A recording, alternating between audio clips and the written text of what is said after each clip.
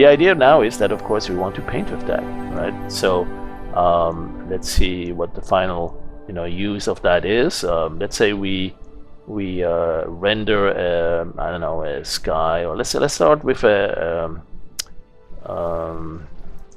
let's create some terrain data here. Let's go render a plasma noise, and let's keep it like that. Let's go and filter that to perhaps with the curves, and give it a little bit more of a Grand Canyon kind of a mesa look. So we have some flats, and then we have some bottoms, and something like so.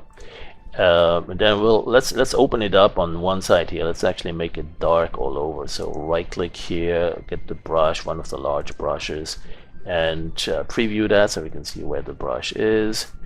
Make sure it's a high opacity. There you go. And make sure we have a dark, like a black color here somewhere. Let's go and make that the primary color. And so now I'm going to erase the front here. Keep that relatively dark. In fact, what I'll do is I kind of go all over it, and that's too much. But what we'll do is we'll do a fade on interactive undo, right? And a little bit here like so. And so now we'll do interactive undo. That's this one here.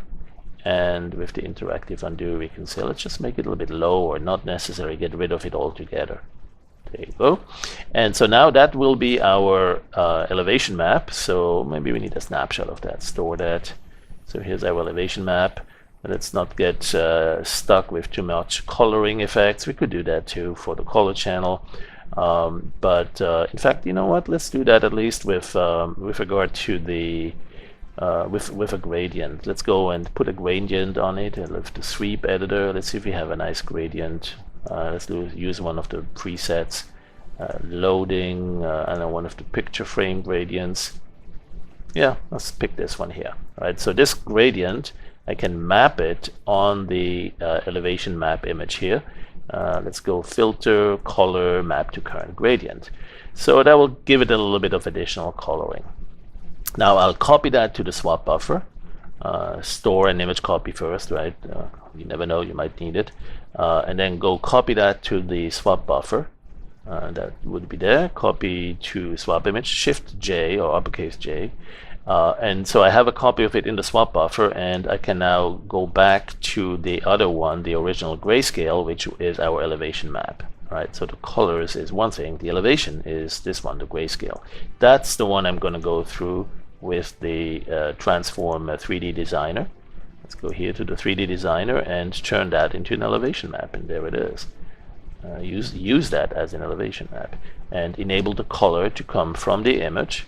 Nope, even better, from the swap image. That's where you have those colors. And that's where you can create some nice sediment effects as well. All right, so we have the nice view that we want to pick for that. We're going to need to have a little bit more wide angle. We're going to need to have a little bit more lighting, drama here, some light from the side, from the other side as well. A little bit of bluish sky will probably prevail, kind of a bluish tint. And let's give it a nice tilt here. There you go. Perhaps even a little bit of a side tilt, something like so. And flatten down the elevation a little bit. Now, if it's too high, it looks smaller. And if you have it like small like this, it looks more majestic. All right, so we have that.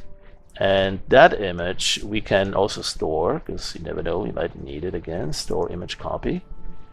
And let's go and move that to the side. And then so now we need a sky background there too. So I'm going to go and select with the magic wand this time the background sky. Let's go with, let's give it something like so here. Oh, I need the selection, the magic wands. There you go. Oh, I don't want to have it cut under the mountain there, so let's not give it too much tolerance. Let's just give it anti-aliased mode, and that will select our sky. And so we can render the sky in here. We can paint your own clouds, or we can render the sky right in there. And of course, this might need some extra treatment or or work. Not sure that I have enough time here for this demo. I'll just pick a different gradient here for some interesting skies. Let's do the scale a bit smaller maybe. There you go. Zoom factor is okay. Perhaps the cloud threshold we could work on a little bit here. There you go. All right, so that'll be our sky. Perhaps we can Control D to get rid of the alpha channel there, the selection. And so now it's time for our palm tree, right? That was the whole reason for this exercise, is to have a palm tree image that we can put here in the front. And so this one's too big. You can do a couple of things. You can resample it here, make it a little bit smaller, and give it a second or two. This is still a very large image, you know, in that brush after all. So, but now you can stamp it down, perhaps make it a little bit bigger, and have another one. Perhaps also change the hue and the saturation and the value, you know, all these different components of the coloring of this brush.